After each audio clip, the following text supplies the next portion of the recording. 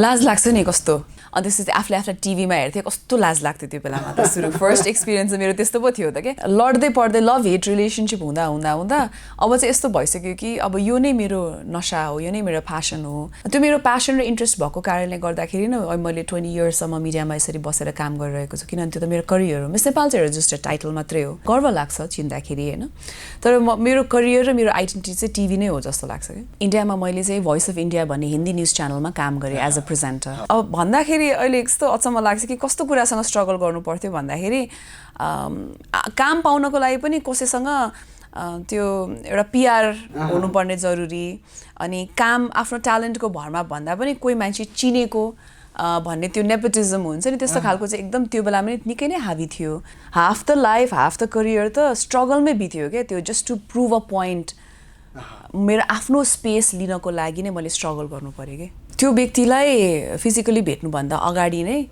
Mentally prepared हुनुपर्छ अनि उहाँको बारेमा पूर्ण रूपले रिसर्च गरेको हुन्छु अनि त्यसपछि यो मान्छेलाई म चिन्छु भने जस्तो भाव लिएर जान्छु म चाहिँ मेरो हरेक शोमा आउने मेरो हरेक गेस्टलाई म आदर सम्मान गर्छु र म त्यस्तो प्रस्तुतामा परिन जसले चाहिँ टिभी सो सकिसकेपछि भाइरल हुनको लागि म कन्टेन्ट कहिले पनि बनाउँदिनँ कता मोडिँदैछ भन्नेमा त म कुनै हो र त्यो निष्कर्षमा जाने मान्छे हो जस्तो लाग्छ मैले चाहिँ यस्तो छ यसमा मैले एउटा कुरा पनि थप्न मन लागिहाल्यो फेरि सो जीवनसाथी मैले गर्दाखेरि मेरो एउटा कन्डिसन चाहिँ के थियो भने म विवाहित महिला र पुरुषलाई मात्रै शोमा ल्याउँदिनँ भन्ने थियो कति एकदमै राम्रो जोडीहरू पनि देखेको छु मैले जो एकदम एकअर्काले रिस्पेक्ट गर्नुहुन्छ माया गर्नुहुन्छ त्यो नेचुरली देखिन्छ के त्यसमा कुनै नाटक छैन कुनै नौटंकी छैन बाँकी अरू मैले के देख्छु भन्ने कुरा अगेन मैले त्यो भन्न मिल्दैन पहिला एउटा लोग्ने मान्छेले 3-4वटा श्रीमती राख्दा के हुँदैन थियो त्यो बेलामा कहाँ सामाजिक सञ्जाल थियो र कुरा गर्नुहुन्छ त्यही पनि त्यो श्रीमतीहरू विदाउट एनी चोइस त्यही मान्छेसँग बस्नु पर्थ्यो अनि त्यो एउटा पुरुषको चाहिँ 10-15वटा सन्तान हुन्थे अनि कहाँ अहिले त्यो जेनेरेसनमा अहिले त्यो त्यस्तो गरेर बसिन्छ अन्तर्वार्ता लिनु नै गाह्रो कुरा हो जस्तो लाग्छ त्यसमा धेरै रिसर्च गर्नु पर्यो स्टडी गर्नुपर्छ क्वेसन्सहरू दिमागमा राख्नु पर्यो होइन म त कतिचोटि नर्भस फिल गर्छु अन्तर्वार्ता लिनुभन्दा अगाडि होइन ला अब कस्तो हुने यसको आउटकम अनि त्यसरी नै मैले माइन्डसेट बनाउनुपर्छ क्या अन्तर्वार्ता दिने बेलामा चाहिँ के सोध्छ ठिकै छ गएर आन्सर गरिदिउँला भन्ने हुन्छ क्या त्यो इजी होइन सो अन्तर्वार्ता लिनु चाहिँ सबैभन्दा गाह्रो कुरा भयो कि आदरणीय दर्शकवृन्द नमस्कार कार्यक्रम इन्टरभ्यू विथ इन्टरभ्युअरको यो नयाँ श्रृङ्खलामा तपाईँहरू सम्पूर्णमा स्वागत गर्छु म कार्यक्रम प्रस्तुता मनोज न्यौपाने दर्शकवृन्द कार्यक्रम इन्टरभ्यू विथ इन्टरभ्युअरमा हामी विशेष गरेर नेपाली टेलिभिजन क्षेत्रमा टेलिभिजन पर्सनालिटीको एउटा परिचय बनाउन सफल अनुहारहरूसँग विशेष संवाद गर्ने गर्छौँ र संवादको विषय भनेको चाहिँ उहाँहरूको टेलिभिजन करियर अनुभव अनुभूति सँगसँगै करियरसँग जोडिएका आरोह अवरोहहरू के हुन् त एउटा प्रश्नकर्ता भएर टेलिभिजनको स्क्रिनमा देखिरहँदाका अनुभूतिहरू के हुन् त यी विषयहरू कार्यक्रमका मुख्य विषय हुन् मुख्य पाटा हुन् दर्शकवृन्द आज मसँग कार्यक्रममा कुराकानीका लागि आफ्ना अनुभव अनुभूतिहरू साट्नका लागि हाम्रो स्टुडियोमा उपस्थित हुनुहुन्छ former Miss Nepal television personality उद्यमशीलतामा पनि सक्रिय हुनुहुन्छ उहाँ सँगसँगै एमसी पनि हुनुहुन्छ अभिनय कलाकारिता पनि उहाँको एउटा छुट्टै पेसा हो परिचय हो उहाँ हुनुहुन्छ मालविका सुब्बा दर्शकवृन्द करिब 20 वर्ष यता टेलिभिजन क्षेत्रमा सक्रिय हुनुभएकी मालविका सुब्बा कल कान्तिपुर र यति बेला हिमालय टेलिभिजनमा प्रसारण भइरहेको कार्यक्रम जीवन साथी मार्फत विशेष सञ्चारकर्ममा सक्रिय हुनुहुन्छ चर्चामा हुनुहुन्छ आज उहाँका अनुभव अनुभूतिहरू तपाईँ समक्ष साट्ने प्रयास गरेका छौँ हामीले आउनुहोस् उहाँलाई आजको हाम्रो कार्यक्रमको यो नयाँ श्रृङ्खलामा स्वागत गरौँ मालविकाजी यहाँलाई कार्यक्रममा स्वागत छ हस् धेरै धेरै धन्यवाद थ्याङ्क यू सो मच कार्यक्रमको रेकर्ड दसैँको सङ्घारमा छ सायद हाम्रो कार्यक्रम दसैँ को 1-2 दिन पछाडि दर्शक श्रोताले हेर्न पाउनुहुन्छ। हजुर, तपाईँलाई दशैंको शुभकामना सर्वप्रथम। यहाँलाई पनि। टेलिभिजन पर्सनालिटी तपाईँको पहिलो आइडेन्टिटी जस्तो लाग्छ मलाई। हजुर, आज एउटा ब्युटी प्याजेन्ट तपाईँको आफ्नो छँदैछ हैन, धेरै पेसासँग जोडिनु पनि भएको छ, तर आज चाहिँ टेलिभिजन पर्सनालिटी जसलाई धेरै दर्शक श्रोताले हेर्नुहुन्छ, जहाँबाट इन्फर्मेसन लिनुहुन्छ, त्यो पात्रका विषयमा अलि बढी चर्चा गरौँ होला। हस्, पक्कै पनि। मेरो लागि त खुसीको कुरा हो, किन म टिभी प्रेजेन्टरको रूपमा चिनेर चाहन्छु होइन, त्यही भएर। जर्नी कहाँबाट सुरु भयो टेलिभिजनमा? हजुर, मैले फर्स्ट टाइम टिभीमा काम गरेको चाहिँ 2001 सालमा, भनेको ठ्याक्कै 20 वर्ष अगाडि। दिव्यदृष्टि नामक एउटा च्यानल आउँथ्यो त्यो बेलामा नेपाल टेलिभिजनबाट। उहाँहरूले चाहिँ शनिबार आइतबार बिहानको समय लिनुभएको थियो, अनि त्यसबाट सुरु भयो। अनि त्यो पनि कस्तो भने एउटा सर्टन उमेरमा पुगिसकेपछि जब एमटिभी आयो, अनि एमटिभीका होस्टहरूलाई देखेपछि ओहो मलाई पनि कस्तो टेलिभिजनमा काम गर्न मन लाग्यो, यस्तो पनि खालको कार्यक्रमहरू चलाउन सकिँदो रहेछ भन्ने आभास भइसकेपछि टिभीको रुचि एकदमै थियो। अनि सुरज सिंह ठकुरीलाई चाहिँ मैले एउटा कमन फ्रेन्डको थ्रुबाट चिन्थ्यौँ हामीले एकअर्कालाई। अनि बाटोमा यत्तिकै भेटेँ मैले, त्यो बेलामा दिव्यदृष्टिको अफिस बाहिर जमलमा थियो, अनि म चाहिँ यता एस फाइनेन्समा इन्टर्नसिप गरिरहेको थिएँ ब्याचलर्सको बेलामा। कहाँ गइरहेको त? अनि म यहाँ इन्टर्नसिप गरिरहेको छु, ब्याचलर्स सक्यो भने टिभी जोइन ब्याचलर्स गर्दै थिएँ म, गर्दै थिएँ। अनि त्यसपछि उसले टिभी जोइन गर्ने हो, यस्तो यस्तो छ, हामीलाई होस्ट पनि चाहिरहेको छ। अनि हुन्छ हुन्छ भनेर म त यत्तिकै गएँ। यत्तिकै गएपछि त्यहाँबाट अनि टिभी स्टार्ट गरेको मैले। 20 वर्ष अगाडि फर्किँदाखेरि ठ्याक्कै कस्तो लाग्छ? टेलिभिजनसँग जोडिएपछि टेलिभिजनमा अब म देखिँदैछु भन्ने एउटा चाम हुन्छ, एउटा उत्साह हुन्छ होइन, किनभने त्यो बेलाको टेलिभिजन भन्नु भनेको धेरैका लागि एउटा चासोको विषय पनि हुन्थ्यो। टेलिभिजन हेर्न पनि गाउँ गाउँमा त त्यो अझै गाह्रो विषय थियो, बत्ती नै थिएन नि कति ठाउँमा त। सम्झिँदा कस्तो लाग्छ त्यो दिन? लाज लाग्छ नि कस्तो, किनभने हामीले पनि यस्तै हामीले चाहिँ त्यो क्रुमामा खिच्यो त्यो बेलामा। मैले सायद मेरो पहिलो सो भनेको नेपाली चलचित्र क्षेत्र सम्बन्धित यस्तो के सो थियो, प्रेजेन्टेसन पार्ट नै गर्थेँ होइन। राम्रोसँग बोल्न नआउने, क्यामेरा फेसिङ थाहा थिएन, टेक्निकल एस्पेक्टहरू केही पनि थाहा थिएन होइन। गयो, स्क्रिप्ट दिन्थ्यो, अनि स्क्रिप्ट कण्ठ पाऱ्यो होइन, कण्ठ पारेर बोल्ने। अनि त्यसपछि आफूले टिभीमा हेर्थेँ, कस्तो लाज लाग्थ्यो त्यो बेलामा। फर्स्ट एक्सपिरियन्स मेरो त्यस्तो पो थियो त क्या, छ्या मैले के बोलेको होला, किन त्यस्तो बोलेको होला, कस्तो नआएको जस्तो, आउँदा नै आउँदैन थियो। एकैचोटि त फिल्डमा गयो नि त, सिधै कहीँ केही नसिकिकन सिधै फिल्डमा गएको। त्यो कारणले गर्दाखेरि चाहिँ हाँस उठ्छ मलाई त अहिले त्यो दिनहरू सम्झ्यो भने त। कसैले प्रतिक्रिया दिएको याद छ? साथीहरू होलान् अथवा परिवार होला? त्यो बेलाको चाहिँ त्यति खासै याद छैन। त्यसपछि चाहिँ जब मैले पछि कान्तिपुर टेलिभिजन जोइन गरिसकेपछि चाहिँ टिभीको अब पराकाष्ठा चेन्ज भयो, त्यसको एस्पेक्ट पनि चेन्ज भयो। ठ्याक्क 2 वर्षपछि म मिस नेपाल पनि भइसकेको थिएँ होइन। त्यसपछि चाहिँ धेरै प्रतिक्रियाहरू आयो। सुरुमा जोइन गर्दाखेरि चाहिँ खासै त्यस्तो प्रतिक्रिया भन्ने चाहिँ मलाई त्यति याद छैन। तपाईँले आफैले पनि सेयर गर्नुहोला, किनभने एउटा ब्याचलर पढिरहेको स्टुडेन्ट होइन, करियरलाई कहाँ लाने भनेर एउटा चाहिँ दोधारमा हुन्छ त्यो बेलाको जीवन भनेको होइन। के गर्ने, साथीहरूसँग डिस्कस गर्दा नि अब के गर्ने, चिया खाँदा पनि त्यही कुरा हुन्छ। तर तपाईँले एउटा लाइन पक्रिनु भयो, टेलिभिजन मेरो करियर हो कि भन्ने एउटा प्र्याक्टिस अभ्यासमा तपाईँ छिर्नु भएको थियो। त्यति बेला कसैलाई सुनाउनु भएको थियो कि थिएन? घरमा, परिवारमा, आफन्तमा? मलाई एकदमै इन्ट्रेस्ट थियो मिडियामा जाने, मेरो इच्छा नै भइसकेको थियो त्यस बेलासम्ममा। इनफ्याक्ट मैले ब्याचलर्स जोइन गर्ने बेलामा नै मैले चाहिँ रेडियोमा काम पनि पाइसकेको थिएँ त्यो बेलामा, KHFM भनेर। तर मलाई चाहिँ दिनु भएन क्या घरबाट, अनि नाइ भनेर भन्नुभयो। सायद रेडियोबाट सुरु गर्थ्यो होला मैले, यदि त्यो बेलामा मलाई दिनुभएको भए मेरो यात्रा रेडियोबाट सुरु हुन्थ्यो। टिभीमा चाहिँ जबरजस्ती गएँ म, किनभने त्यहाँ खासै धेरै टाइम दिनु पर्दैन थियो भनेर। तर पछि फेरि आमाले चाहिँ लास्ट सेमेस्टरतिर तिम्रो पढाइ बिग्रिन्छ, तिमी अहिलेलाई नगर, तिमी ब्याचलर सक्यो पछि if you want you can do भनेर भनिसकेपछि मैले त्यति लामो समय त्यति काम गरिनँ। अनि ब्याचलर सकाएर ठक्क मिस नेपाल पनि भइहाल्यो, त्यसको लगत्तै नै मैले टिभी फेरि जोइन गरिहालेँ। सो त्यो टाइम ब्याचलर्स लेभलसम्म पुग्दाखेरि चाहिँ म मिडियामा कतै जान्छु या मार्केटिङको कुनै रूप लिन्छ होला मेरो लाइफले भन्ने चाहिँ थियो। थोरै अलिकति पछाडि फर्किँदाखेरि विद्यालय उमेर होइन, बाल्यकाल, त्यतिखेरको साथी, त्यो ठाउँ अलिअलि सम्झिनुहुन्छ? हजुर, त्यो बेलाको मेमोरिजहरू धेरै छ। बरु मलाई ठुलो ठुलो भएपछिको मेमोरी चाहिँ त्यति धेरै छैन।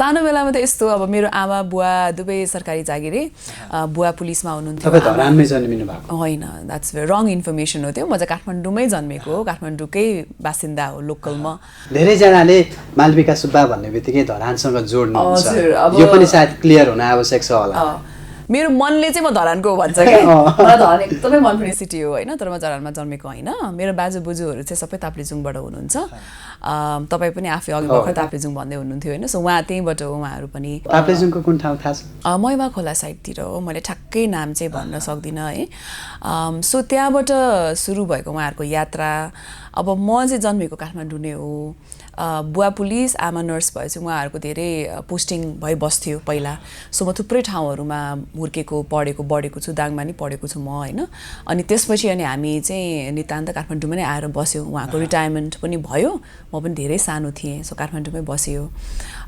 एकदम सिम्पल लाइफ थियो अब सरकारी जागिरे खासै धेरै पैसा नहुने सिम्पल लाइफ एकदम हामीले त्यस्तो खेलौनाहरू त्यस्तो कहिले पनि पाएनौँ होइन हामी त्यो बेलामा त काठमाडौँ सहर पनि जङ्गल जस्तो नै थियो स्यालहरूको पनि कराउँथे त्यस्तो ठाउँमा जङ्गलमा खेल्न गइन्थ्यो काल्नामा खेल्ने गङ्गटाहरू समात्न जाने डन्डी बियो खेल्ने चुङ्गी खेल्ने साइकलको पाङ्ग्राले त्यो यस्तो गुडाउँदै यस्तो लिएर जाने गुच्चा खेल्ने त्यही नै वातावरणमा हुर्केको काठमाडौँको इन्भाइरोमेन्ट पनि आजभन्दा ठ्याक्कै 30 वर्ष नै भनौँ न 30-40 वर्ष भनौँ न अझ 35 years त्यतिखेर फर्किँदाखेरि त्यस्तो थियो यहाँको ठाउँ यहाँको माहौल हजुर त्यो इन्भाइरोमेन्टले सपना चाहिँ के देखाउँथ्यो अलि पछि ठुलो भएपछि +2 पढ्दा अथवा चाहिँ एसएलसी पछिको सपना त मिडियातिर तपाईँले भने जस्तै भएको थियो होला त्योभन्दा अगाडिका त्यस्ता केही बिम्बहरू थिए सम्झनामा आउँछन् ती कुराहरू आफूले तय गर्ने के गर्ने कसो गर्ने म चाहिँ एकदम पढन्ते विद्यार्थी घरमा हामीलाई सबैजनालाई पढाइमा एकदमै प्रोत्साहन गर्नुहुन्थ्यो अनि हामी बाहिरका किताबहरू एकदम धेरै पढ्थ्यौँ नोभलहरू पढ्ने म्यागजिन एकदम पढ्नुपर्ने फ्यामिली होइन आमा बुवा सबैजना दाइहरूलाई पनि एकदम पढ्नुपर्ने त्यस्तो खालको किनभने टिभी पनि अब मेरै जेनेरेसनमा आयो फोन पनि मेरै जेनेरेसनमा आयो सो जब टिभी थिएन केही पनि थिएन त्यो बेलामा हामीसँग के थियो भन्दाखेरि प्रकृति थियो नेचर थियो किताबहरू थिए राइटिङ्सहरू थिए होइन त्यही हेरेर हामीले आफ्नो क्रिएटिभिटी झल्काउनु मिल्थ्यो अब बसेर कविताहरू लेख्ने चलन थियो त्यो बेलामा होइन सो त्यस्तो हुने सोचहरू लेख्ने कविताहरू लेख्ने कथाहरू लेख्ने स्टोरिजहरू लेख्ने अनि एकदम त्यस्तो क्रिएटिभ कुरामा चाहिँ एकदम सानैदेखि रुचि अनि त्यसले पनि क्युरियोसिटी बढायो अनि कथाहरू बुन्न सिकायो स्टोरी टेलिङका भावहरू सिकायो त्यो बेलामा क्रिएटिभली सोच्न सिकायो सो त्यसरी नै गुज्रिँदै गइसकेपछि चाहिँ मलाई चाहिँ के लाग्न थाल्यो भने मलाई त्यस्तो क्षेत्रमा चाहिँ रुचि छ कि म राइटर हुन्छु होला जस्तो पनि फिल हुन्थ्यो एकदम धेरै लेख्थेँ नि त त्यो बेलामा पहिला जर्नलहरू लेख्ने कविता कथा आर्टिकल्सहरू कति लेख्थेँ क्या मैले कि म यस्तै जर्नलिजम या हुन्छ नि राइटिङ अथर हुन्छु त्यस्तो के हुन्छु कि त्यसपछि टिभी एमटिभी देखेपछि मैले भने ओहो यस्तो पनि गर्नु मिल्दो रहेछ भन्ने त्यो भइसकेपछि चाहिँ ल ओहो टेलिभिजन चाहिँ मेरो लागि रहेछ भन्ने फिल भएपछि चाहिँ बिस्तारै बिस्तारै त्यहीतिर मोडिँदै गएँ अनि एक्स्ट्रा करिकुलर एक्टिभिटिजमा पनि एकदमै भाग लिन्थेँ म कविता वाचनदेखि लिएर वक्तृत्व कलादेखि लिएर तपाईँको स्पेलिङ कन्टेस्टदेखि लिएर एथलेटिक्समा पनि त्यत्तिकै म भाग लिन्थेँ सो मलाई सानैदेखि चाहिँ त्यस्तो कुराहरूमा चाहिँ रुचि भयो कि त्यसरी नै अगाडि बढेको त्यही भएर पनि होला सन् 2001मा जब टेलिभिजन जोइन गर्नुभयो हजुर त्यस पछाडि 2मा चाहिँ ब्युटी प्याजेन्ट मिस नेपालको कम्पिटिसनमा तपाईँ चाहिँ क्राउन आफ्नो हातमा आफ्नो पोल्टामा पार्न सफल हुनुभयो त्यो सपना चाहिँ देख्नु भएको थियो कि थिएन त यहाँ बिचमा 90s को जब लहर सुरु भइसकेपछि रुबी दिदी जब पहिलो मिस नेपाल हुनुभयो आई थिङ्क त्यो बेलामा हामी धेरैजनालाई चाहिँ इच्छा चाहना थियो अनि स्कुलको टिचर्स फ्रेन्ड्सहरूले पनि प्रोत्साहन गर्नुहुन्थ्यो तर मलाई चाहिँ के थियो भने होइन म ब्याचलर्स पहिला सकाउँछु भनेर मैले ब्याचलर्स पहिला सकाएँ अनि त्यसपछि मात्रै मैले सहभागिता जनाएँ अनि मैले आफ्नो होमवर्क पनि गरेँ रिसर्च गरेँ मिस नेपालको हिस्ट्री सबै हेरेँ बुझेँ जानेँ त्यो मेरो लागि प्यासन भएर गयो अनि म किन जान चाहन्छु त भन्ने पनि मैले आफूलाई प्रतिप्रश्न गर्थेँ त्यो बेलामा म किन जान चाहन्थेँ भने म जनजाति समुदायबाट बिलोङ गर्छु म किराँती पनि भएँ होइन बुवा किराँती भएर किराँती कल्चरको धेरैजनाको मैले रिप्रेजेन्टेसन देखिनँ के नाम पनि त्यति धेरै नदेखिने आफ्नो मैले कसलाई लुकअप टु गर्छु भन्दाखेरि खासै नाम आउँदैन थिएँ अनि त्यो बेलाको सोच पनि त्यस्तै खालको थियो अब छिटै विवाह हुने खासै धेरै करियर ओरिएन्टेड त्यस्तो नभएको करियरमा नगएको यताउता खासै नाम सुनिँदैन थियो अनि मलाई चाहिँ त्यो परिवर्तन पनि गर्नु मन थियो होइन सो त्यो कारणले गर्दाखेरि त्यो पनि मेरो लागि एउटा सोचको विषय थियो कि म यो लिएर जान्छु, म यसरी आफ्नो त्यसपछि म मिडियामा डेफिनेटली काम गर्छु अनि मिस नेपालको एउटा जुन टाइटल छ त्यो प्लेटफर्मलाई चाहिँ म सही तरिकाले सदुपयोग गर्छु भनेर सोचले नै गएको हो म त्यो बेलामा। त्यो सञ्चारकर्मी भएर आफ्नो करियरलाई चाहिँ बिल्डअप गर्ने एउटा सपना जो जाँगर बोकेर जानुभएको थियो, 1 वर्षको 2 वर्षको पिरियडमै एक हिसाबको तपाईँको स्टारडम चेन्ज भयो। एउटा प्रतिष्ठित संस्थाले आयोजना गर्ने प्रतिष्ठित प्याजेन्टको प्रतिष्ठित प्रतियोगितामा क्राउन जितेपछिको त्यो परिवर्तन चाहिँ कस्तो पाउनुभयो त्यस पछाडिको यात्रामा? रातारात सेलिब्रिटी त बनायो मिस नेपालले पक्कै पनि, तर पनि टेलिभिजनको यात्रामा चाहिँ कस्तो भने यदि मसँग त्यो प्रतिभा नभइदिएको भए, किन सबै मिस नेपालहरू टिभी होस्ट हुन सक्दैनन् होइन, र सबै टिभी होस्टहरू मिस नेपाल हुन सक्दैनन् भने जस्तै हो होइन, त्यो सबैको आफ्नो खुबी हुन्छ कि त्यो वक्तित्व कला नभइदिएको भए, त्यो प्रेजेन्स अफ माइन्ड, त्यो मिडियामा इन्ट्रेस्ट, त्यो प्यासन नभइदिएको भए टिभी इन्डस्ट्री या टिभी मेरो करियर सर्ट लिभ्ड हुन्थ्यो होला कि टेम्पोररी हुन्थ्यो होला जस्तो लाग्छ क्या मलाई होइन। त्यो मेरो प्यासन र इन्ट्रेस्ट भएको कारणले गर्दाखेरि नै मैले 20 इयर्ससम्म मिडियामा यसरी बसेर काम गरिरहेको छु, किनभने त्यो त मेरो करियर हो। मिस नेपाल चाहिँ रजिस्टर्ड टाइटल मात्रै हो जुन 1 वर्ष मैले गरेँ र हो नेपाल एउटा सानो देश छ जहाँ चाहिँ अहिले पनि मान्छेहरूले पूर्व मिस नेपाल भनेर चिन्नुहुन्छ, गर्व लाग्छ चिन्दाखेरि होइन, तर मेरो करियर र मेरो आइडेन्टिटी चाहिँ टिभी नै हो जस्तो लाग्छ कि त्यसलाई नै स्वीकार्य लाग्छ। अनि र त्यो प्रोसेसमा गएर त्यसलाई एक्सेप्ट गर्न पनि मलाई समय लाग्यो, किनभने मैले स्टार्ट गर्दाखेरि धेरै स्ट्रगल्सहरू थियो। एउटा त धेरै केटी मान्छेहरू त्यो इन्डस्ट्रीमा आउनु हुँदैन थियो एउटा कुरा, अर्को कुरा चाहिँ त्यो बेलामा मिडियामा आउनु भनेको चाहिँ त्यो लान्छना धेरै हुन्थ्यो, त्यहाँ मान्छेको सोच एकदम नेगेटिभ थियो त्यो बेलामा, राम्रो फ्यामिलीको मान्छेहरू त आउँदैन थियो त्यो बेलामा।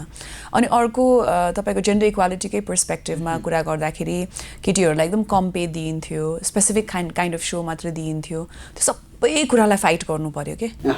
अनि त्यो फर्स्ट इनिसियल इयर्सको करियरको स्ट्रगल नै त्यसैमै बित्यो क्या, त्यसैमा लड्दै नै बित्यो कि।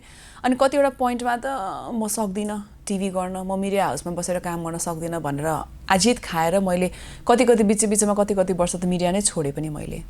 सो अनि त्यसपछि होस्टिङहरू, यता स्टेज होस्टिङहरू पनि गर्न थालेँ, त्यसले आय आर्जन हुन थाल्यो होइन। सो त्यो लड्दै पढ्दै लभ हेट रिलेसनसिप हुँदा अब चाहिँ यस्तो भइसक्यो कि अब यो नै मेरो नसा हो, यो नै मेरो प्यासन हो, मेरो लाइफ नै यसरी अगाडि बढ्नुपर्छ जस्तो लाग्छ क्या अहिले चाहिँ। त्यो सर्टेन पिरियडमा प्राप्त गरेको त्यो उपलब्धि, एचिभमेन्ट, त्यो क्राउन त सायद त्यो वर्षको मात्र थियो होला, त्यस पछाडिको स्ट्रगल त उस्तै नै हुन्छ होला। त्यो मनोविज्ञानले चाहिँ के भन्दो रहेछ? त्यस्ता खालका उपलब्धिहरू प्राप्त गरिन्छ, ती क्षणिक हुन्छन्, तर जुन खालको शिखरमा पुगिन्छ त्यो शिखरबाट एउटा लिनियर ट्र्याकमा आफू हिँड्नका लागिको सङ्घर्ष चाहिँ कस्तो हुँदो रहेछ? किनभने त्यसले त एउटा उचाइमा त पुर्यायो, तर त्यो फेरि फल डाउन हुनुभन्दा त कम्ती पनि लिनियर लगाउँ भन्ने सोच हुन्छ। सो अब हाम्रो इन्डस्ट्री चाहिँ कस्तो छ भने यसमा अगाडि रहे तापनि सधैँ एउटै किसिमको हुँदैन नि त, ट्र्याक चाहिँ चेन्ज भइ नै राख्छ होइन। सो त्यो भएको हिसाबले आफूले चाहिँ सधैँ ठाउँमा राख्नु पर्दो रहेछ, अनि आफ्नो सराउन्डिङलाई याद गर्नु पर्दो रहेछ, अनि समयसँग परिवर्तन हुन सिक्नु पर्दो रहेछ। Changing with times is very important होइन। तपाईँलाई नयाँ कल्चर थाहा हुनु पऱ्यो, नयाँ कुराहरू थाहा हुनु पऱ्यो, वाट्स ट्रेन्डिङ। अब अहिले त हामीले चाहिँ भाइरल कन्टेन्ट, ट्रेन्डिङ, डिजिटल, यो त बिग वर्ड्सहरू हो नि त। सो त्यो अनुसारको पनि आफूलाई चेन्ज गर्नु पर्दो रहेछ कि। सो त्यो भएन भने चाहिँ तपाईँको करियरको पाथ चाहिँ डगमगाउँदो रहेछ, स्पेसली मिडियामा पनि। And I think it's the same for everybody, चाहे तपाईँ कोर्पोरेट स्ट्रक्चरमा काम गर्नुहोस्, कुनै बिजनेसै गर्नुहोस् होइन, समयसँग परिवर्तन हुनुपर्ने र समयसँग आफूलाई चेन्ज गर्दै लानुपर्ने चाहिँ एकदम इम्पोर्टेन्ट रहेछ। 2006मा आएर कल कान्तिपुरमा जोइन हुनुभयो। त्योभन्दा अगाडि कान्तिपुर टिभी त जोइन गरिसकेको थिएँ मैले 2003मा। हामीले नै कान्तिपुर टेलिभिजनको प्रोडक्सन टिम त स्टार्ट गरेका हौँ होइन। बिचमा फेरि छोडिसकेपछि फेरि रिजोइन भएर चाहिँ मैले कल कान्तिपुर जोइन। स्पेसिफिक केही प्रोग्रामहरू थियो त्यो बेला, त्यो बिचको पिरियडमा 2002 to 2006सम्मको पिरियडमा? मैले 3मा टिभीमा गरेँ, 2004 र 5मा चाहिँ मैले अरू कामहरू गरेँ र फेरि 6बाट फेरि टिभी जोइन गरेँ। सायद प्रश्न सोध्ने काम कल कान्तिपुरबाटै सुरु भयो होला, के छ? होइन, 2003बाट सुरु भयो। प्रश्न सोध्नु हजुर त्यति बेला हामीले मर्निङ सो हुन्थ्यो हाम्रो ब्रेकफास्ट सो भनेर सो ब्रेकफास्ट सोमा मैले गर्थेँ अनि अहिलेको हाम्रो स्वर्गीय आलोकजी हुनुहुन्थ्यो मेरो को होस्ट हामी दुईजनाले चाहिँ त्यो बेलामा अन्तर्वार्ताको कार्यक्रम गर्थ्यौँ बिहान बिहानै 6 बजे 7 बजेदेखि 9 बजेसम्म चाहिँ हामी एभ्री डे लाइभ गर्थ्यौँ त्यो बेलामा प्रश्न सोध्ने काम कतिको सहज लाग्छ त्यहाँदेखिकै अनुभव सेयर गर्नु न हजुर अहिले आएर चाहिँ धेरै नै सजिलो लाग्छ तर सुरुको पार्टमा चाहिँ मलाई चाहिँ कस्तो लाग्छ भने कसैको अन्तर्वार्ता लिनु भनेको उसको जीवन कथा निकाल्नु उसको सोल भन्छौँ नि हामीले आत्मालाई निहालेर हेर्नु हो क्या त्यो भनेको एकदम गाह्रो काम हो प्रश्न सोध्न सबैले सक्नुहुन्छ तर राम्रो खालको जवाफ चित्त खालको जवाफ र त्यो अगाडिको व्यक्तिलाई कम्फर्टेबल बनाउनु त्यो चाहिँ एउटा कला हो कि द्याट्स एन आर्ट होइन त्यो चाहिँ मैले ओभर द इयर्स सिक्दै गएँ त्यो कला सुरुमा चाहिँ सबै ठाडो प्रश्न हुन्थ्यो जे पनि टु द पोइन्ट सोध्यो त्यसमा के कनेक्सन छैन त्यो गेस्टसँग कनेक्सन छैन यतिकै सोध्यो उसले पनि अब त्यो रट्या जस्तै उसले पनि आन्सर दिन्थ्यो सक्यो के त्यस्तो हुन्थ्यो के अहिले चाहिँ it's more of building a connection it's like building a family जस्तो होइन परिवारको एउटा कनेक्टिङ नेटवर्क बनाए जस्तो एक्सटेन्डेड फ्यामिली बनाए जस्तो लाग्छ मलाई चाहिँ अहिले अनि त्यो मान्छेको बारेमा जान्नु धेरै पर्ने रहेछ त्यो बेलामा खासै रिसर्च गर्ने चलन पनि थिएन अब यङ पनि थियो सिक्दै पनि थियो होइन त्यति धेरै खासै पनि थाहा हुँदैन त्यो मान्छेको बारेमा 4-5वटा 6-7वटा क्वेसन ड्याङ ड्याङ ड्याङ बनाए डङ डङ सोधे त्यति हो कि सकिन्थ्यो त्यतिकैमा सकिन्थ्यो त्यतिखेरको टेलिभिजन करियर प्रश्न सोध्ने थोरै हुनुहुन्थ्यो टेलिभिजनै थोरै थिए एक हिसाबमा भन्ने हो भने प्रश्न सोध्नेहरू पनि थोरै हुनुहुन्थ्यो र प्रश्न पनि एउटा मोडलमा जान्थ्यो होला सायद तपाईँले भने जस्तै त्यति बेलाको टेलिभिजन करियरलाई सरसर्ती सम्झिँदाखेरि कतिको उपलब्धिमूलक थियो उपलब्धिमूलक त ठिकै थियो होला हो म त एकदम क्रिटिक आफूलाई एकदमै क्रिटिक गर्छु क्रिटिसाइज पनि धेरै गर्छु अनि आफ्नो कामहरू धेरै चित्त बुझ्दैन क्या अनि त्यो चित्त बुझ्नको लागि नै लगभग 15-16 वर्ष नै लाग्यो कि आफ्नो काम आफूलाई खुसी लाग्न मैले राम्रो सोधेछु है राम्रो गरेछु है भनेर त्यो पोइन्टमा पुग्नको लागि चाहिँ परिपक्वता चाहिँदो रहेछ उमेरको एक्सपिरियन्सले आफूले जानेको बुझेको कुराले पनि धेरै असर गर्दो रहेछ भन्ने चाहिँ आभास भयो मलाई तपाईँ बिचमा 2006 देखि 8 सम्म कल कान्तिपुरमा हुनुहुन्थ्यो त्यो बिचमा पनि काम त पक्कै धेरै गर्नुभयो तपाईँले भने जस्तै बेला बेला मिडिया छोड्दै होइन होस्टको काम होला अथवा चाहिँ अरू एन्टरप्रेनरसिपको काम पनि जोडिए सँगसँगै त्यस पछाडि सोसल वर्कहरू पनि तपाईँसँग जोडिए होइन अन्य चाहिँ कर्पोरेट हाउससँग पनि तपाईँको सम्बन्ध होइन बिल्डअप भयो त्यो समयमा 8 पछाडिको टेलिभिजनसँगको सामिप्यता चाहिँ कसरी रह्यो जति बेला तपाईँ जीवनसाथीसँग जोडिनु भएको थिएन त्योभन्दा बिचको समय म 2008मा म इन्डिया गएँ इन्डियामा मैले चाहिँ भोइस अफ इन्डिया भन्ने हिन्दी न्युज च्यानलमा काम गरेँ as a presenter so international कन्टेक्समा पनि काम गर्ने मौका पाएँ त्यहाँ गएर चाहिँ मैले प्रोफेसनलिजम सिकेँ त्यहाँको तौर तरिका सिकेँ कसरी अझै बेटर हुनुपर्दो रहेछ भन्ने कुरा सिकेर आएँ तर आइसकेपछि मलाई अझै पनि टिभीमा फर्केर जाने आँट चाहिँ थिएन सो 2 वर्ष जति मैले सायद त्यो बेलामा ग्याप लियो होला होइन बिचमा मैले खासै त्यति टिभी गरेको मलाई याद छैन एकाध मैले चाहिँ त्यो बेलामा होस्टिङलाई धेरै प्राथमिक स्टेज होस्टिङ एमसीलाई धेरै प्राथमिकता दिएँ अनि अरू कामहरू मैले गर्दै गएँ मैले म्यागजिनको एडिटर भएर काम गरेँ आफ्नै बिजनेस सुरु गरेँ होइन म त्यसपछि मैले रियल एस्टेटमा पनि काम गरेँ होइन बिचमा सो त्यो अन एन्ड अफ जस्ट टिभीबाट चाहिँ म अलिकति टाढै नै जस्तै थिएँ त्यति खासै काम गरिरहेको थिएन अनि टिभीमा नै ब्याक भएको त आई थिङ्क यही 2014मा मैले आर्य स्टुडियो नामक सोबाट सुरु गरेँ त्यसपछि फेरि बिचमा अलिअलि ग्यापहरू भयो फेरि करियर क्विज पनि गरेँ अनि जीवनसाथी सुरु गरेँ केही वर्ष अगाडि त्यसपछि चाहिँ टिभीमा एकदम पूर्ण रूपले अरू पनि कार्यक्रमहरू सँगसँगै लिएर गइरहेछु सबैभन्दा बढी चलेको कार्यक्रम धेरै दर्शक श्रोतालाई थाहा भएको कार्यक्रम जीवनसाथी होइन जीवनसाथीमा प्रवेश गर्नुभन्दा अगाडि अलिकति टेलिभिजनका किस्साहरू तपाईँ एउटा महिला होइन हामी महिला पुरुष भन्ने गर्छौँ जुन तपाईँले सुरुमै पनि भन्नुभयो पत्रकारिता यात्रा टेलिभिजन जर्नीमा पुरुषलाई बढी प्राथमिकता हुन्थ्यो महिलामाथि प्रश्न उठ्थे भनेर प्रश्न सँगसँगै तपाईँलाई अप्ठ्यारा परिस्थितिहरू आए कि आएन जीवनसाथी भन्दा अगाडिका जुन जर्नीहरू थिए, प्रोग्रामहरू थिए, जोडिएका संस्थाहरू थिए त्यहाँ? हामीलाई चाहिँ अब कस्तो भने एउटा सर्टन त्यो बेलामा सर्टन टाइममा घर पुग्नुपर्ने, अँध्यारो भएपछि काम गर्न नमिल्ने, हुन्छ नि समाजले के भन्छ, छिमेकीले के भन्छ भन्ने त्यस्तो खालको धेरै टिका टिप्पणीहरू हुन्थ्यो कि। अनि राति राति अबेरसम्म काम गर्दाखेरि मिडिया धेरैले बुझ्नु भएको थिएन त्यो बेलामा पनि, अब आफ्नै फ्यामिलीले पनि बुझ्दैन थियो के गरिरहेको छ राति रातिसम्म सुटिङ हुँदाखेरि पनि त्यस्तो भन्ने कतिवटा कुराहरूको सामनाहरू गर्नु पर्थ्यो होइन। त्यो एउटा कुराहरू भयो। अर्को चाहिँ I think in terms of like काम पाउने कुरामा पनि अब भन्दाखेरि अहिले यस्तो अचम्म लाग्छ कि कस्तो कुरासँग स्ट्रगल गर्नु पर्थ्यो भन्दाखेरि काम पाउनको लागि पनि कसैसँग त्यो एउटा पिआर हुनुपर्ने जरुरी, अनि काम आफ्नो ट्यालेन्टको भरमा भन्दा पनि कोही मान्छे चिनेको भन्ने त्यो नेपोटिजम हुन्छ नि, त्यस्तो खालको चाहिँ एकदम त्यो बेलामा पनि निकै नै हावी थियो।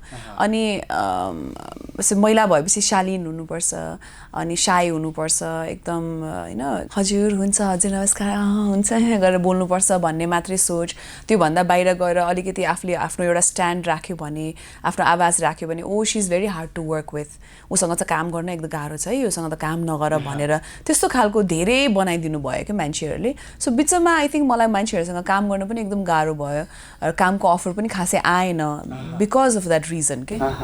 त्यस्ता कुराले आफूलाई चाहिँ हिट गर्थ्यो गर्दैन? तपाईँ स्वभावले त अलिकति क्रान्तिकारी टाइपकै हुनुहुन्छ, आवाजहरू पनि होइन त्यो खालको सङ्घर्ष गर्नुपर्छ आफ्नो अधिकारको लागि भनेर हिँडिराख्नु भएको मान्छे, तपाईँ आफै पनि एउटा अभियानकर्ता भनौँ न अझ भन्दाखेरि।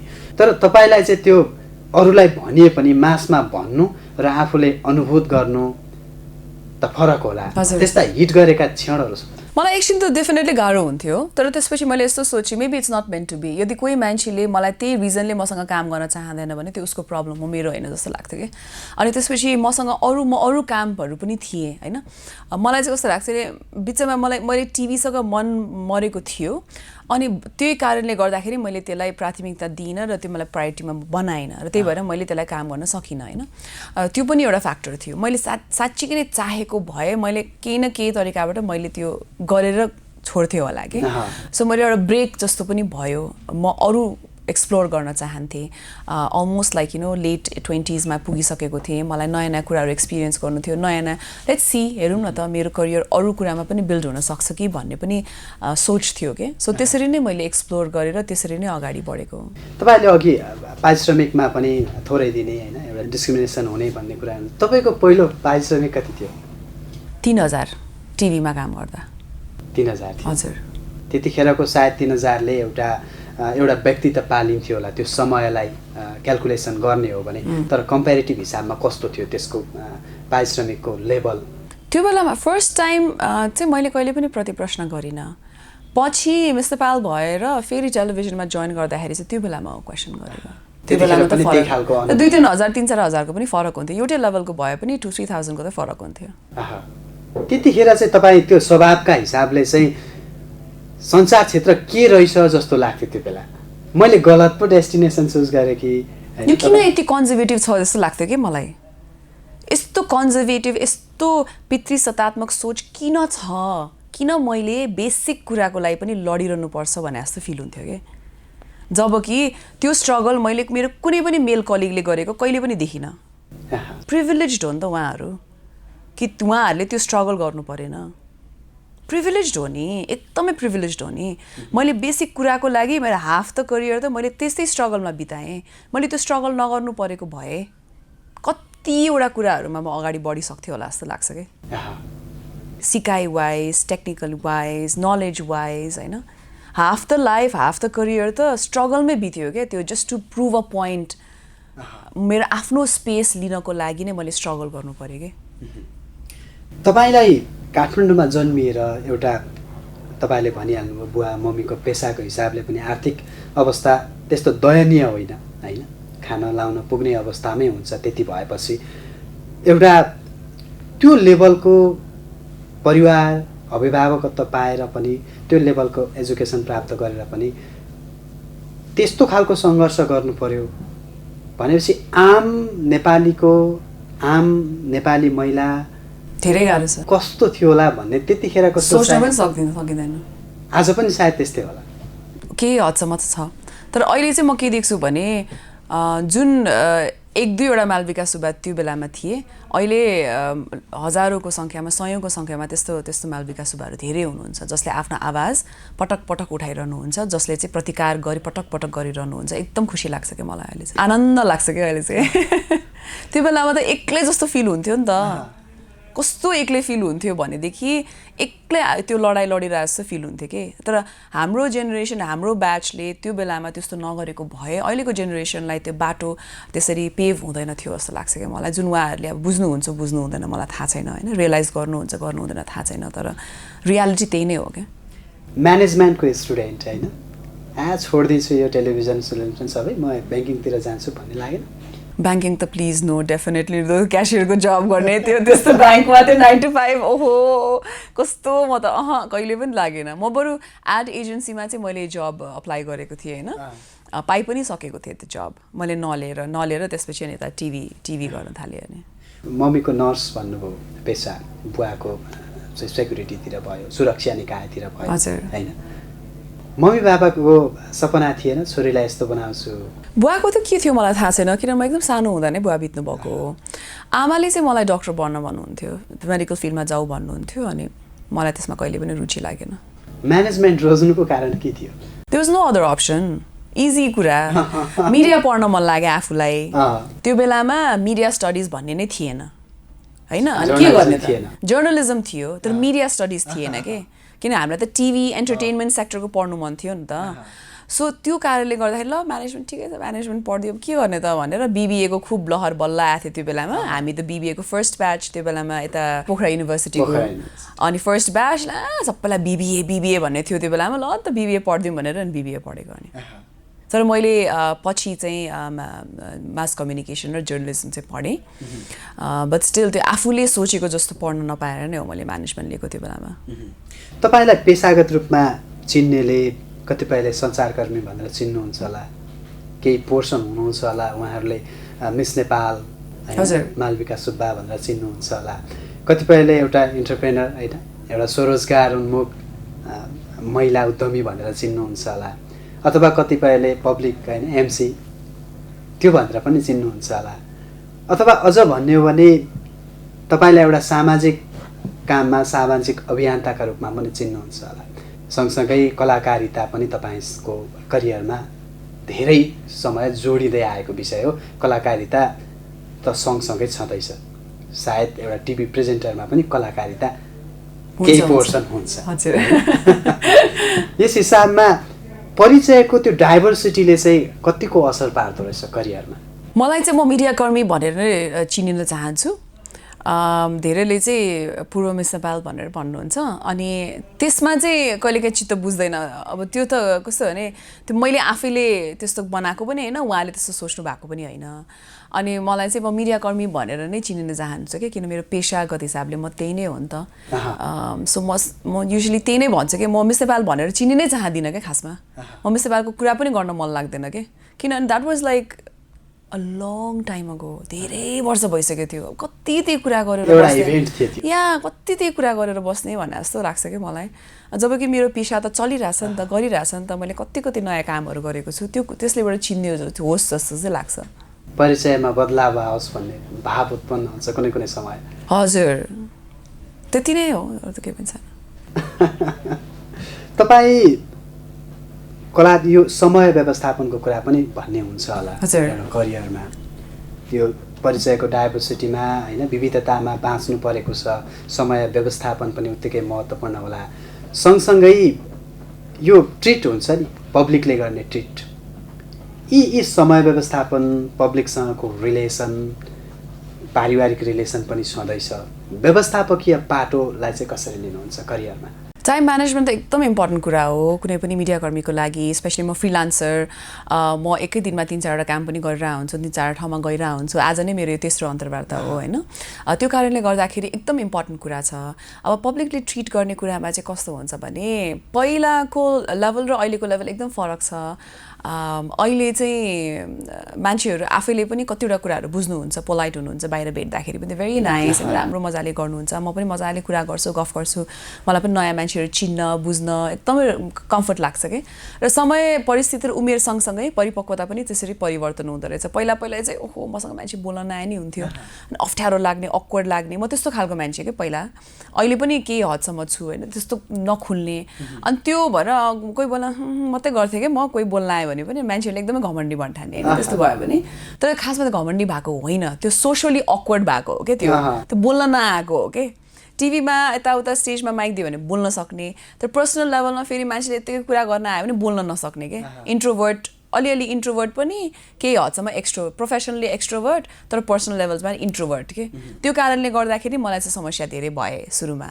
अहिले चाहिँ म एकदम एउटा एजमा पुगिसकेँ, एक्सपिरियन्स धेरै गरिसकेँ, अहिले चाहिँ धेरै कम्फर्टेबल फिल गर्छु क्या अहिले। अब जीवनसाथीमा थोरै प्रवेश गरेँ मैले। तपाईँले यात्रा तेस्रो सिजनबाट, कार्यक्रम जीवनसाथीमा तेस्रो सिजनबाट सुरु गर्नु। हजुर, अहिले 5औं सिजनमा छौँ हामी। यो 2-3 वर्षको अन्तराल भयो। हजुर, मोर देन 3 इयर्स। होइन, यो अन्तरालमा धेरै आर्टिस्टसँग भनौँ अथवा जीवनसाथी जोडीसँग, कपलसँग धेरै अन्तर्वार्ता गर्नुभयो होइन? 50, 75, 100 एपिसोड भयो। अलमोस्ट 100 एपिसोड्स गरिसकेँ मैले 3टा सिजनमा। दोहोरिए कि दोहोरिएनन् पात्रहरू? मसँग दोहोरिनु भएको छैन। 100वटा कपलसँग कुरा गरिसक्नुभयो। हजुर।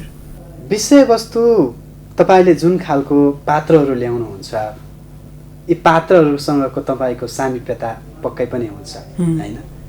किनभने त्यो फ्यामिली इन्भाइरोमेन्ट भएन भने एउटा अन्तर्वार्ता पक्कै सक्सेस हुन्छ जस्तो मलाई लाग्दैन। तपाईँको स्पेसली त्यो इमोसनल कन्टेक्स्टमा कुरा गर्नुपर्ने, पर्सनल लेभलमा गएर कुरा गर्नुपर्ने हो नि त, त्यो अन्तर्वार्ता त झन् गाह्रो हो क्या त्यो। त्यसमा ठाडो क्वेसन सोध्न मिल्दैन क्या।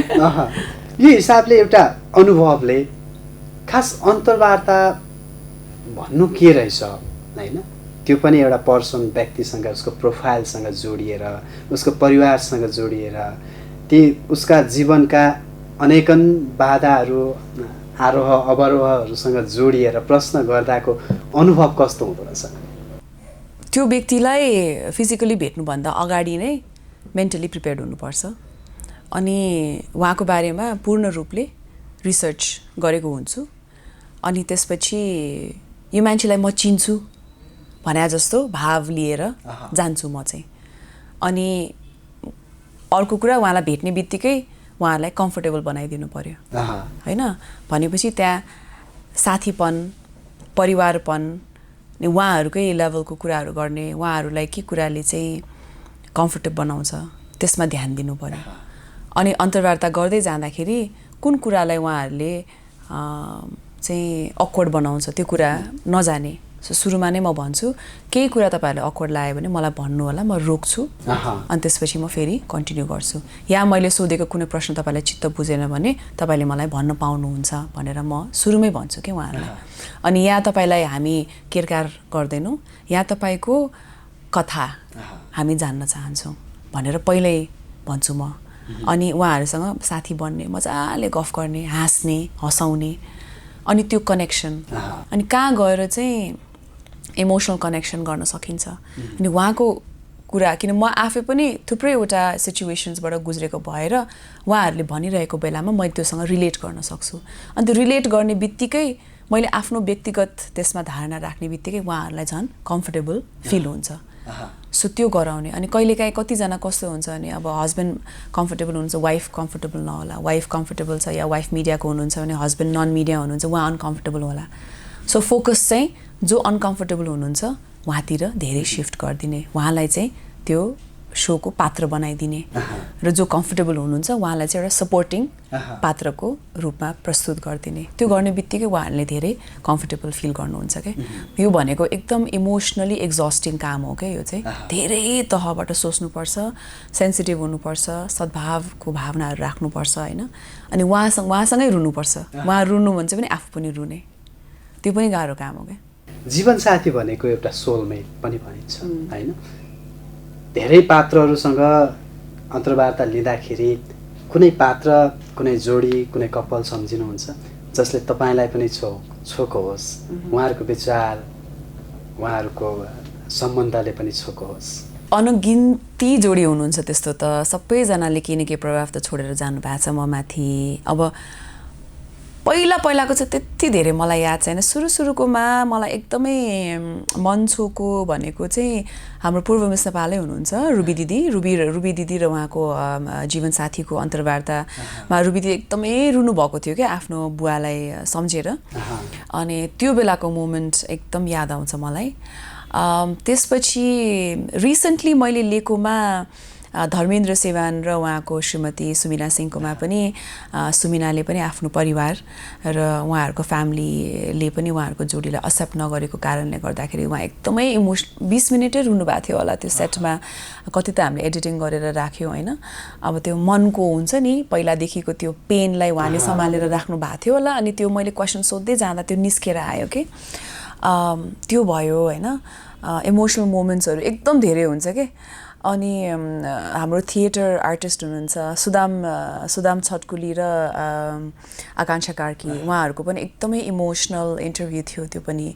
सो मलाई चाहिँ एकदमै इमोसनल इन्टरभ्युजहरू एकदमै मनपर्छ। रमाइलो फेरि त त्यस्तै हुन्छ जस्तै जितु दाईको लास्ट गऱ्यो मैले, जितु दाई र मुना म्यामको होइन। एकदमै हँसाउनु भयो उहाँहरूले पनि होइन। हाँसे क्या सुरुदेखि लास्टसम्म हाँसे त्यस्तो हुन्छ। सो कोही जोडीहरूको चाहिँ त्यस्तो खालको कनेक्सन हुन्छ कि फेरि रमाइलो कनेक्सन, हाँसे सुरुदेखिको। कसैको चाहिँ एकदम इमोसनल कनेक्सन हुन्छ। फेरि कोही जोडीसँग चाहिँ अन्तिमसम्म पनि कनेक्टै गर्न सकिँदैन क्या। जति मैले कोसिस गरेँ तापनि मैले उहाँहरूलाई कम्फर्टेबल बनाउनै सक्दिनँ कि। सो त्यो बेलामा चाहिँ मैले आफूलाई फेल खाएँ जस्तो फिल हुन्छ क्या एज अ प्रेजेन्टर। त्यस्तो कुनै फेलर भएको जोडी अथवा चाहिँ उहाँहरूले त्यो व्यक्त गर्न नसकेको भावहरू ननिस्किँदाखेरि त्यो कार्यक्रम खल्लो भएको अथवा उहाँहरूको तर म नाम लिन चाहन्न। किनभने मेरो हरेक सोमा आउने मेरो हरेक गेस्टलाई म आदर सम्मान गर्छु र म त्यस्तो प्रस्तुतामा परिनँ जसले चाहिँ टिभी सो सकिसकेपछि भाइरल हुनको लागि म कन्टेन्ट कहिले पनि बनाउँदिनँ। म कहिले पनि क्लिक बेट टाइटल पनि राख्दिनँ। एकदम सम्मानपूर्वक उहाँहरूलाई म ट्रिट गर्छु सकिन्जेलसम्म र त्यो सो अनेर हुन्जेलसम्म पनि कि। सो त्यो चाहिँ मेरो एकदमै ठुलो कन्डिसन हो जीवन साथीमा पनि होइन। तर यहाँ राम्रो अन्तर्वार्ताहरू चाहिँ एकदम याद आउँछ। एकाध छन् जुन अन्तर्वार्तामा चाहिँ मैले अलिकति फेल खाएँ कि जस्तो लाग्छ, त्यति मात्रै हो। सम्झिन हुन्छ तर खुलाउन चाहदिनँ। पात्रहरू एउटा आम सञ्चारकर्मीको बुझाइ तपाईँको अलिकति डाइभर्स भयो। तपाईँ आफू पनि अन्तर्वार्ता दिइरहनु पर्ने एउटा लेभलमा हुनुहुन्छ, सेलिब्रिटी हुनुहुन्छ र आफू पनि लिइरहनु पर्ने पेसा छ। यसो हुँदाखेरि जब गेस्ट म्यानेजमेन्टको पक्ष आउँछ त्यति बेलाको सकस अलिकति यो त एकदम सबैभन्दा ठुलो पीडा नै यही हो।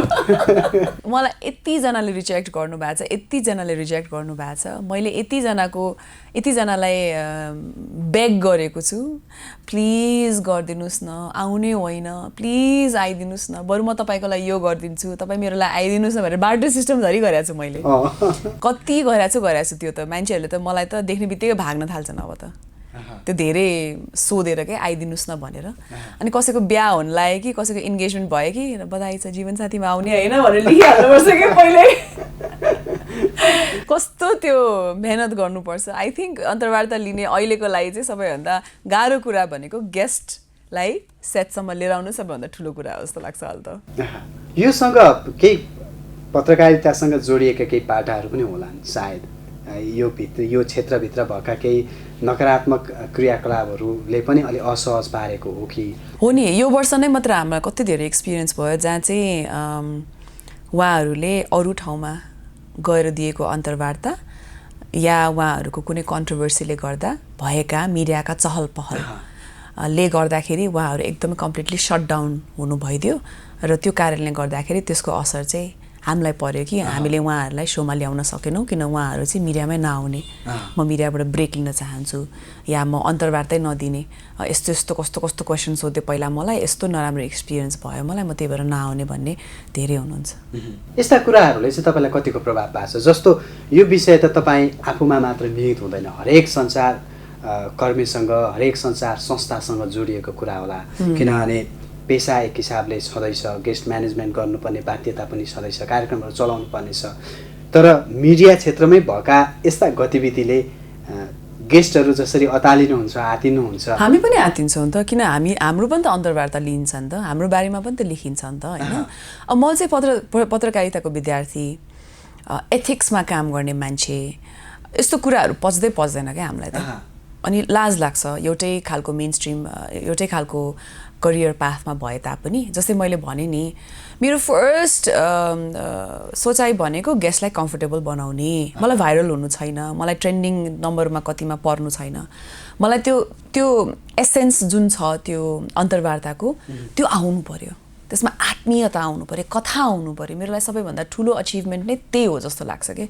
अनि मेरो सोमा पनि आउनु भएको छ कतिजना कन्ट्रोभर्सियल व्यक्तिहरू या उहाँहरूको बारेमा के भएको आउनु भएको छ, तर मैले कहिले पनि उहाँहरूलाई त्यसरी प्रस्तुत गरिनँ कहिले पनि। सो त्यो नै हो के, फरक त्यही नै हुन जान्छ। तर त्यसको असर हामीलाई पनि पर्छ, किनभने उहाँहरू अलरेडी अगुल्टोले हानेको कुकुर बिजुली तर्सिसकेका हुन्छ नि त। अनि कस्तो कन्भिन्स गर्न पनि गाह्रो पनि हुन्छ। सोसाइटीका धेरै तह तबकाका व्यक्तिहरूको जीवनसाथीहरू आइसक्नु भएको छ। कहिले पोलिटिकल जोडिनुहुन्छ, कहिले सोसल जोडिनुहुन्छ, कहिले इन्टरटेनमेन्ट जोडिनुहुन्छ, कहिले चाहिँ कर्पोरेट सेक्टरका पात्रहरू जोडिनुहुन्छ।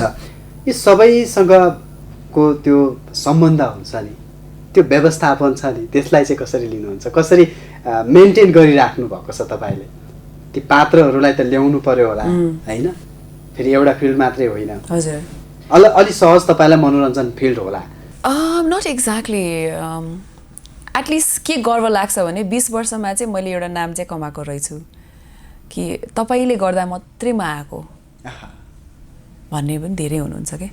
तपाईँको नामले गर्दा, तपाईँको अन्तर्वार्ता लिने शैलीले गर्दा चाहिँ म यहाँसम्म आएँ है भन्ने मान्छेहरू पनि धेरै हुनुहुन्छ।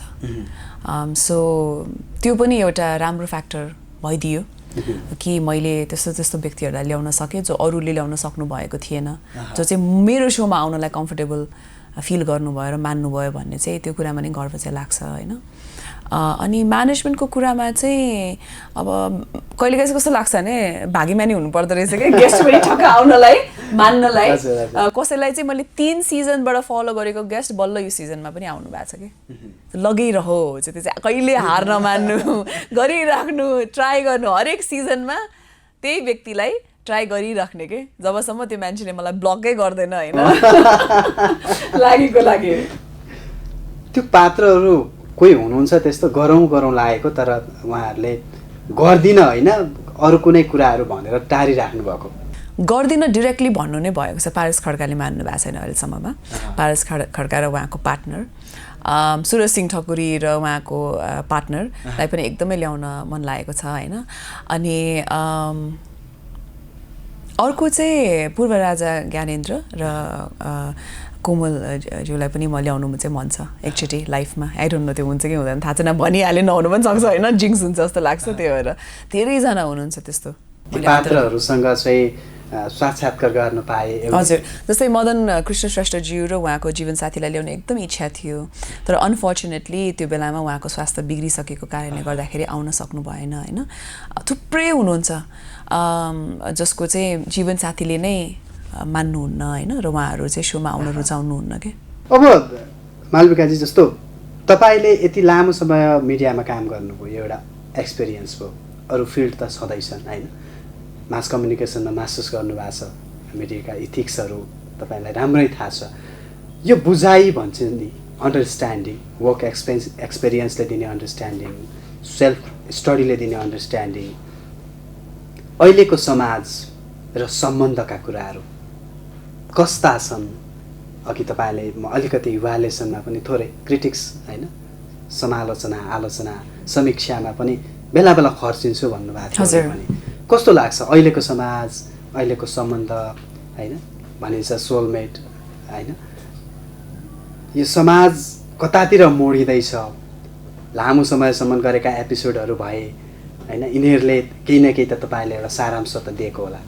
कथा मोडिँदैछ भन्नेमा त म कुनै हो र त्यो निष्कर्षमा जाने मान्छे हो जस्तो एउटा लाग्छ, अनुभव होइन? एउटा अनुभूति मैले चाहिँ यस्तो छ, यसमा मैले एउटा कुरा पनि थप्न मन लागिहाल्यो फेरि। सो जीवनसाथी मैले गर्दाखेरि मेरो एउटा कन्डिसन चाहिँ के थियो भने म विवाहित महिला र पुरुषलाई मात्रै सोमा ल्याउँदिनँ भन्ने थियो क्या। सो मैले चाहिँ विवाह नगर्नु भएका लिभ इन रिलेसनसिपमा बस्नुभएका पात्रहरूलाई पनि लिएर आएँ। अर्को चाहिँ मैले यौनिक तथा लैङ्गिक अल्पसङ्ख्यकका साथीहरूका पार्टनर्सहरूलाई पनि मैले लिएर आएँ सोमा, होइन, जुन अहिलेसम्म मैले त्यो कन्टिन्यू पनि गरिरहेको छु। सो त्यो हिसाबमा कुराकानी गर्दाखेरि चाहिँ कति एकदमै राम्रो जोडीहरू पनि देखेको छु मैले, जो एकदम एकअर्कालाई रिस्पेक्ट गर्नुहुन्छ, माया गर्नुहुन्छ। त्यो नेचुरली देखिन्छ क्या, त्यसमा कुनै नाटक छैन, कुनै नौटंकी छैन।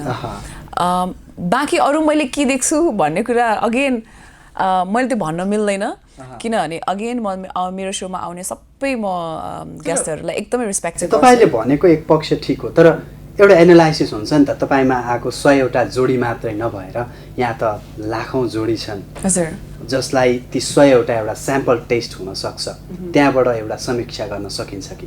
समीक्षा चाहिँ यस्तो छ, रिलेसनसिपमा एकअर्कालाई रिस्पेक्ट गर्नु र एकअर्काको भाव बुझ्नु र स्ट्रगलको बेलामा साथ नछोड्नु, होइन। मैले देखेको जति पनि धेरै स्पेसली देखेको छु, पेन भएको बेलामा, पीडा भएको बेलामा, जब त्यो बेलामा पनि पार्टनरले साथ दिइरहन्छ, त्यो एकदम इम्पोर्टेन्ट रहेछ, होइन। अनि अर्को कुरा चाहिँ इक्वालिटीको कुरामा पनि त्यो पार्टनर्सहरू एकदम जोडी जमेको छ, जसले चाहिँ एकअर्कालाई जेन्डरको हिसाबमा भन्दा व्यक्तिको रूपमा हेर्नुहुन्छ नि, उहाँहरूको चाहिँ जोडी एकदम राम्रो देखेको छु मैले, एकदम जमेको देखेको छु। अनि त्यो पनि भयो। अनि एकअर्कालाई स्पेस दिनु पनि एकदम इम्पोर्टेन्ट रहेछ, होइन। उसको पनि आफ्नो एउटा टक्क लाइफ हुन्छ, उसको पनि आफ्नो एउटा लाइफ हुन्छ भन्ने चाहिँ छ। अनि जीवनसाथी भन्ने नाम भए तापनि हाम्रा प्रश्नहरू त्यस्तो टिपिकल खालका प्रश्नहरू हुँदैनन्। हामीले चाहिँ दुवैजनालाई इक्वल ब्यालेन्स गरेर सोध्ने गर्छौँ, होइन। सो त्यो पनि एउटा टिभीको लागि, मिडियाको लागि एउटा नयाँ नौलो कुरा थियो कि, जहाँ चाहिँ जीवनसाथी भनेर बोलाएको छ, तर प्रश्न सोध्ने बेलामा चाहिँ त्यहाँ त्यस्ता टिपिकल पितृसत्तात्मक सोचका प्रश्नहरू केही पनि छैनन्। अनि उहाँहरूको एकदमै व्यक्तिगत कुरा सोध्नुभन्दा अगाडि तपाईँलाई सोध्नु कि नसोध्नु भनेर सोध्नु पनि एउटा नयाँ कुरा हो कि, त्यो चाहिँ if they are comfortable or not भनेर। सायद नाम लिन नमिल्ला, तर तपाईँले गरेका पात्रहरू पनि त्यो सम्बन्ध, त्यो खुसी, तपाईसँग साटेर गएका पात्रहरू पनि कहिलेकाहीँ छुट्टिएका समाचारहरू पढ्नु पर्दा मैले 100जनामा 1जना मात्रै हुनुहुन्छ, सायद त्यो एउटा अनुभव होला।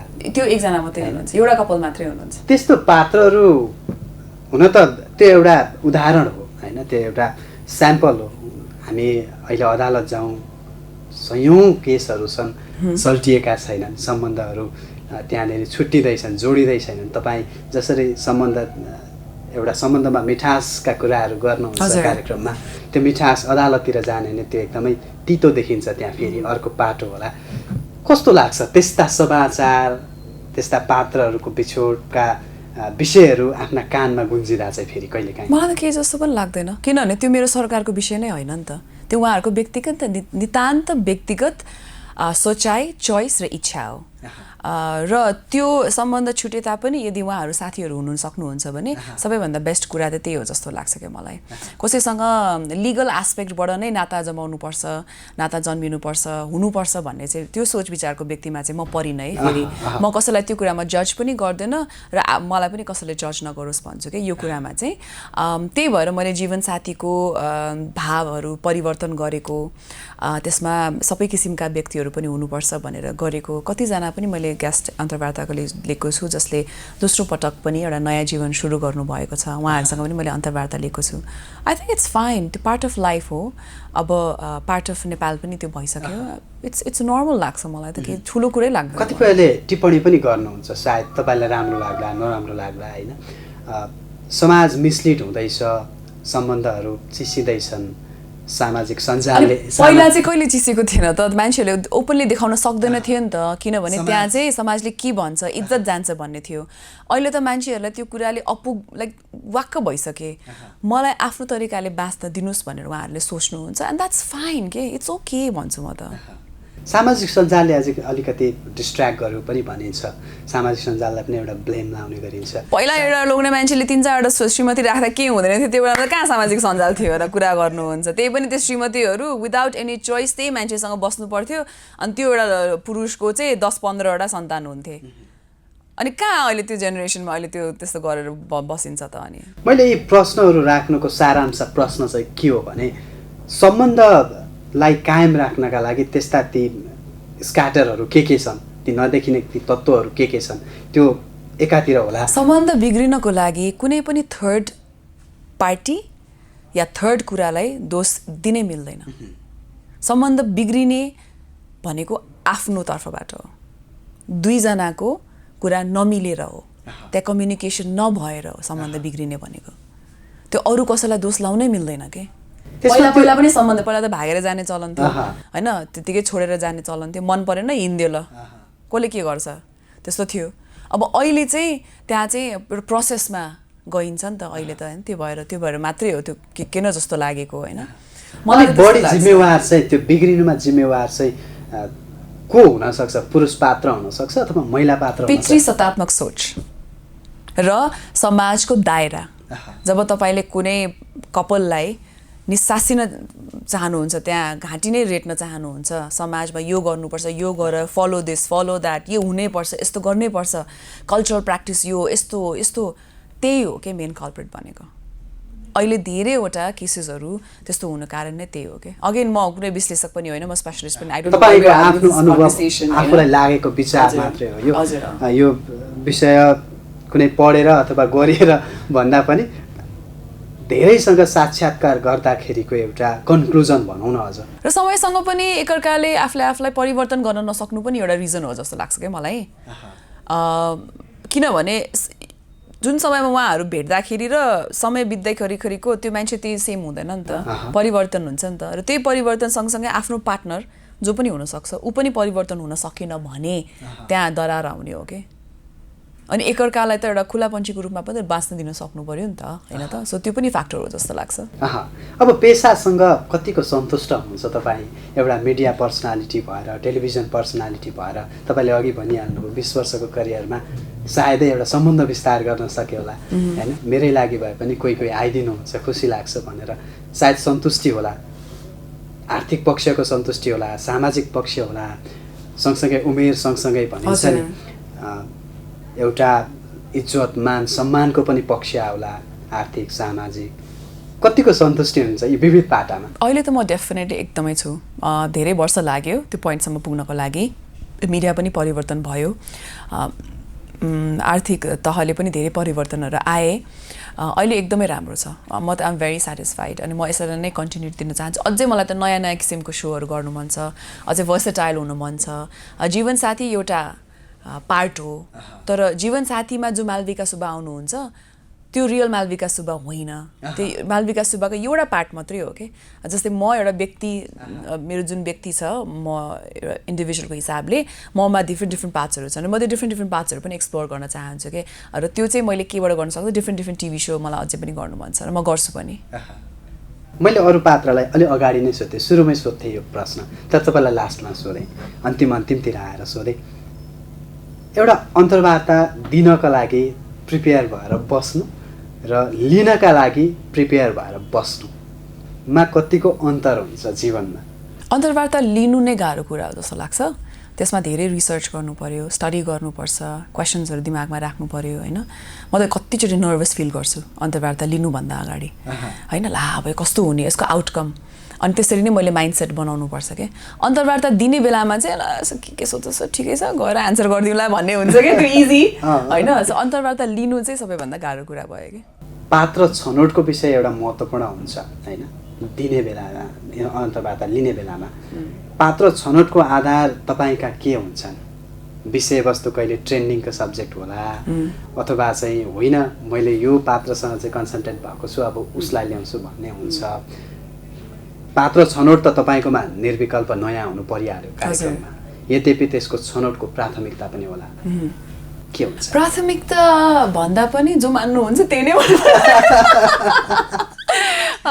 त्यो पनि एउटा छ मान्नु पनि पर्यो उहाँहरू आउनको लागि होइन अर्को चाहिँ मेरो अडियन्सले कसलाई हेर्न चाहनुहुन्छ त मैले भन्दा पनि के मेरो अडियन्सले कसलाई हेर्न चाहनुहुन्छ मेरो सबैभन्दा मोस्ट इम्पोर्टेन्ट फ्याक्टर नै त्यही नै छ अडियन्सले रुचाउनु पर्यो नि त मैले अडियन्सको लागि सो बनाएको मेरो आफ्नो सेटिस्फ्याक्सनको लागि बनाएको होइन नि त मैले त्यो काम गर्ने जुन छ नि त्यो त अडियन्सको लागि हो के सो अडियन्सलाई बुझ्छु क्या म अडियन्सको कमेन्ट्सहरू पढ्छु मैले त्यहाँ रिप्लाई गर्दिनँ होला तर मैले पढिरहेको हुन्छु अनि उहाँहरूले भन्ने बित्तिकै म त्यो मान्छेलाई बोलाउँछु कतिजना आउनुहुन्छ अडियन्स खुसी हुनुहुन्छ कतिजना आउनुहुन्न अनि अडियन्सले मलाई गाली गर्नुहुन्छ तर यो अडियन्सले यो ठान्नु भएन कि मैले सुनिरहेको छुइनँ हेरिरहेको छुइनँ मैले सबै हेरिरहेको हुन्छु जस्ट उहाँहरू मान्नु पर्यो क्या मेन त्यही हो दर्शकले कहिलेकाहीँ माग्नुहुन्न सधैँ अरू पात्रको जीवन साथीको कहानी आउँछ तपाईँको आओस् मेरो त 2 चोटि आइसक्यो जीवन साथीमा म 2 चोटि गइसकेँ जीवन साथीमा कति भन्नु कति खोज्नुहुन्छ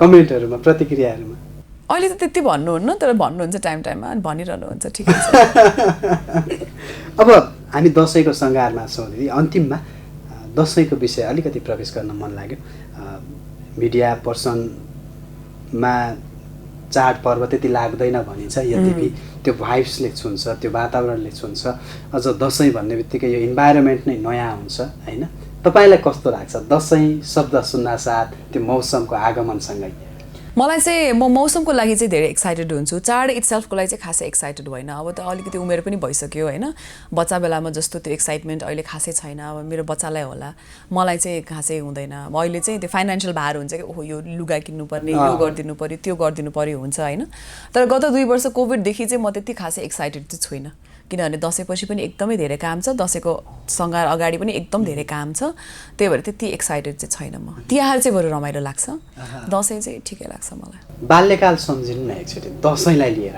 दसैँ भन्ने बित्तिकै के कुराहरू बढी रिमेम्बर हुन्छ पिङ खेलेको मासु खाएको चिउरा त्यसपछि आमाले चाहिँ त्यो खसीको मासुको कबाबहरू बनाउनुहुन्थ्यो अनि खल्पी काँक्राको अचार होइन एकदम रमाइलो लाग्ने अनि ठाउँ ठाउँमा टिका लाउन जाने अनि त्यो खाममा कति पैसा दियो भने यस्तो लुकेर हेर्ने होइन अनि त्योहरू एकदम याद आउँछ त्यही नै हो शौखिन केमा हुनुहुन्थ्यो दसैँलाई लिएर हुन्छ नि कोही कपडा नयाँ लुगामा हुनुहुन्छ कोही पिङ भन्ने होइन अथवा कोही खानेकुरामा तपाईँको सोख केमा थियो खानेकुरामा थियो होला हौ त्यो बेलामा त के खान पाउँथ्यो नि त मिठो मिठो होइन अरू बेला पाक्दैन थियो होइन मेरो घरमा खासै मासु नपाक्ने पहिला दसैँको बेलामा चाहिँ एकदम धेरै मासु पाक्ने होइन त्यही नै रमाइलो लाग्थ्यो मलाई त त्यसको परिकारहरू केही छ हाम्रोमा त अब सुँगुर पनि चल्छ पर्क पनि चल्छ सबै खाइन्थ्यो अहिले चाहिँ बरु हामीले चाहिँ अब अहिले चाहिँ त्यति मासु खाँदैनौँ अहिले चाहिँ पहिला चाहिँ त्यस्तो इच्छा लाग्थ्यो अब अहिले चाहिँ त्यति मासु एकदमै कम भइसक्यो अलिक धेरै शाकाहारी तिर नै हामी गइरहेछौँ अहिले सो रुचि कम हुँदै गयो एकदमै कम भयो तर आमाले बनाएको काँक्राको अचार चाहिँ एकदम खानु मन छ थुक पनि आयो अहिले